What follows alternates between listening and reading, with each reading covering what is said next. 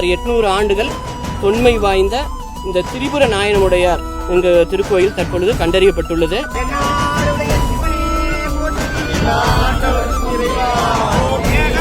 சுமார் 825 ஆண்டுகள் பழமையான சோழர் காலத்து பொக்கிஷம் கல்வெட்டு புத்தகத்தில் இடம்பெற்றுள்ள குலோத்துங்க சோழனின் அதிசயம். சேலம் மாநகரம் நெத்திமேடு அருகே உள்ள பெருமாள் கோவில் கரடு பகுதியில் பழமையான அம்சாயி அம்மன் மற்றும் சிவலிங்கம் ஆகிய சிலைகள் உள்ளது.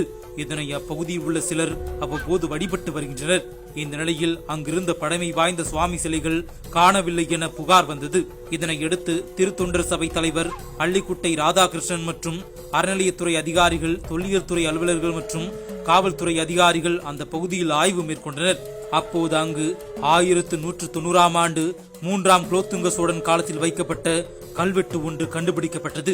சுமார் 825 ஆண்டுகள் பழமையான இந்த கல்வெட்டு தொல்லியல் துறையின் சேலம் நாமக்கல் கல்வெட்டு புத்தகத்தில் 858, 859வது பக்கத்திலும் இடம்பெற்றுள்ளது தெரிய வந்துள்ளது.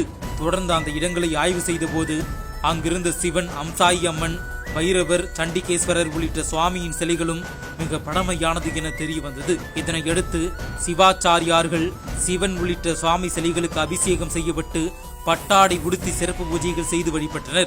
நமக்கு பிடிச்ச விஷயத்துக்காக நம்ம முடிஞ்ச வரைக்கும் எல்லா வகையிலும் ட்ரை பண்ணணும். அதுக்கப்புறமா அது நம்ம கிடைக்கலன்னா மறந்துட்டு போயிட்டே இருங்க ப்ரோ.